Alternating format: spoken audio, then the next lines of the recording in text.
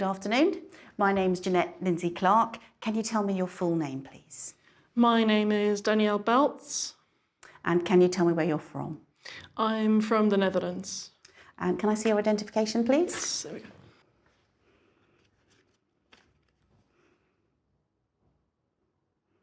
Okay, that's fine. Now, in this first part, I'd like to ask you some questions about yourself. Let's talk about where you're living now. Tell me about the town or city where you're living at the moment.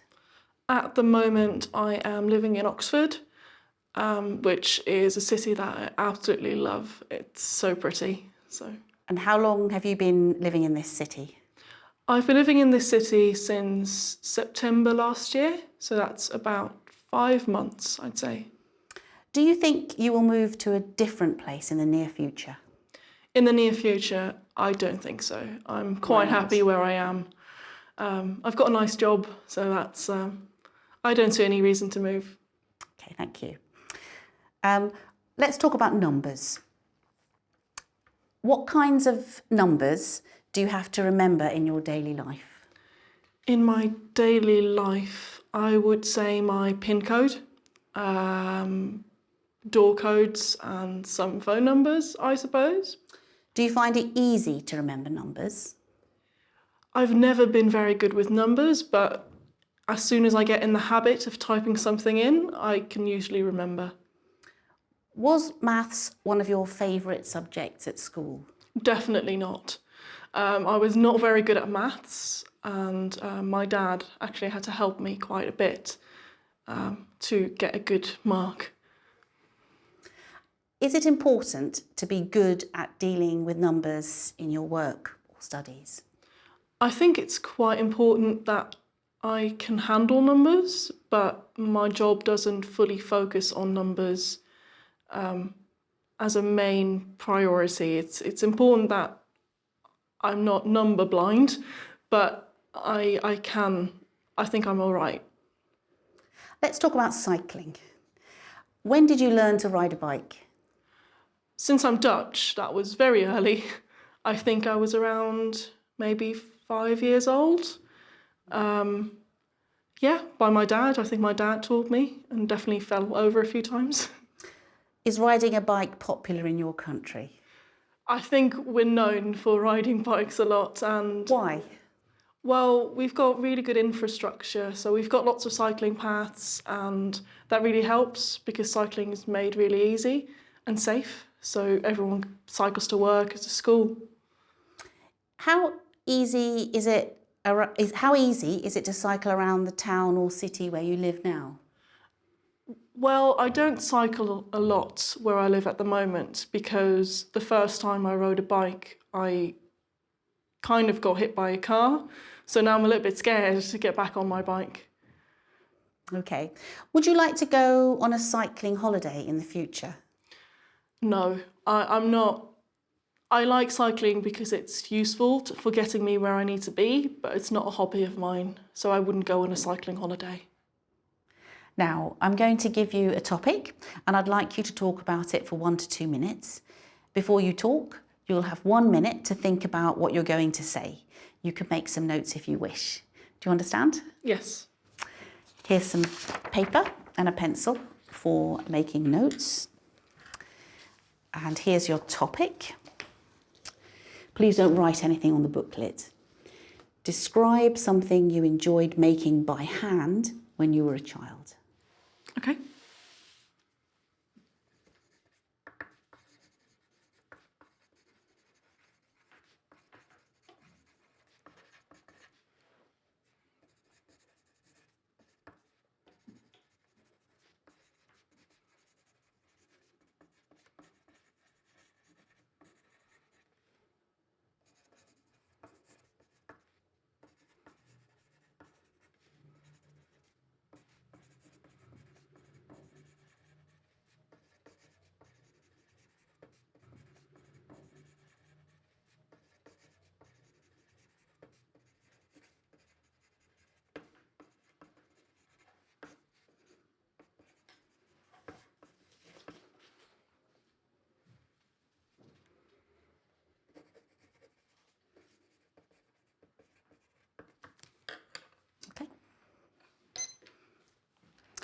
Now remember, you just have 1 to 2 minutes for this, so don't worry if I stop you. I'll tell you when the time is up. Can you start speaking now, please? So the question was if I could describe something that I enjoyed making as a child, and the first thing that came to mind was I used to make Christmas cards with my mum. We started when I was around 7 years old, and we made them in 3D. So we had different layers that we had to put together with little sticky bits. And I really enjoyed doing that because it was a tradition, and I did it with my mum. So we started in November, and we started making Christmas cards for all the friends and acquaintances that sent us a card the year before. If they didn't send us a card the year before, we usually didn't send them one back. And it was quite difficult in the beginning because it's very nitty-gritty, small work. But it got better as I got older, and I think we kept doing it until I was about 13 years old. And the best reason for doing it was really just to spend time with my mum, with Christmas music in the back. And it was always fun seeing the new kinds of cards that they brought out that year. So it was some kind of animal, some kind of birds or puppies or whatever. And it was a lot of fun, actually, just spending some quality time together and having Christmas music in the back and cake in the oven and just spending a few hours doing something that was just ours, really. Can you tell me anything else about that? I think we started doing it because my grandmother did it as well. So my mum used to do it with her mother, and then I did it with mine. So it's kind of a family tradition that's been passed down. Do you still make things by hand now? Not often. I'm not much of an arts and crafts kind of person. I do enjoy making things, but more in a digital way. So perhaps writing or something along those lines, but not so much. Thank you. Can I take back the booklet, the paper and the pencil, please? Thanks. Okay. So we've been talking about something you enjoyed making when you were a child, making Christmas cards with your mum. And I'd like to discuss with you 1 or 2 more general questions related to this. Okay, so let's talk about traditional handmade items.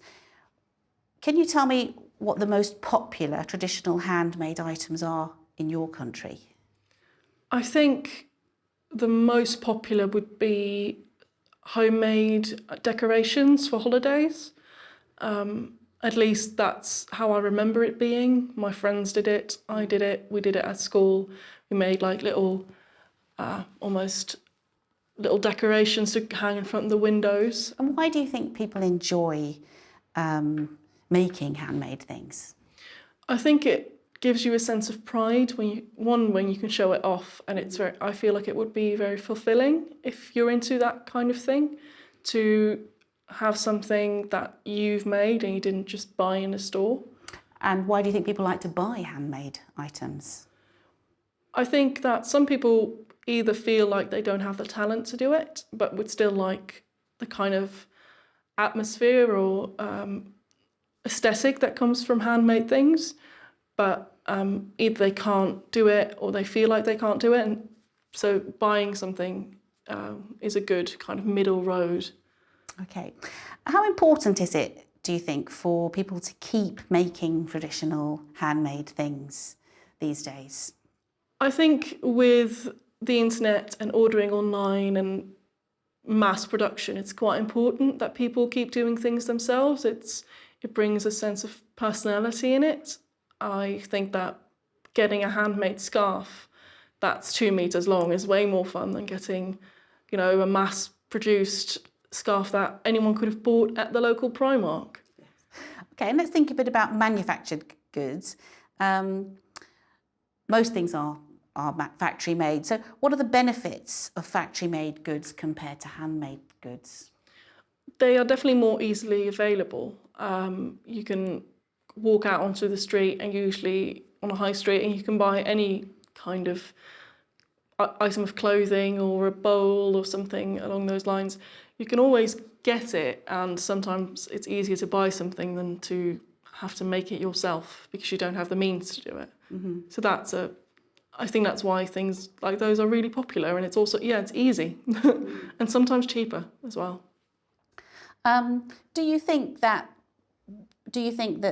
it's a good thing that robots are being used more and more now to produce manufactured goods? It can be. I definitely think that there's no avoiding it. As robots become more evolved, they'll definitely become more involved in the making process. But I also think that people are going to lose their jobs over it. So it's a bit of a mixed feeling. One, it's a good thing to keep evolving and to keep making new things, including those robots, but it will make a lot of people lose their jobs, which also isn't great. Do you think that perhaps even if they lose their jobs, there might be other kinds of jobs that could be created? There could be. There's definitely, for people with high university qualifications, it'll still be easier to get a job because they can, work with the robots and program them. But people who perhaps work on the ground, who do the nitty-gritty small work, who haven't had a big education, might not benefit from it so much. Could you see a future where perhaps all manufactured goods would be made by factory robots? In a very dystopian future, I think I could. From my experience, I think most people will want something they'll want what's easiest and what's cheapest, but if they think about it maybe a bit more, they would want something that's made by human hands. So I feel like it might go up. There'll be lots of robots making things the one moment, and then maybe they'll go back to things being made by hand. Okay, thank you very much. That is the end of the speaking test. Right, thank you.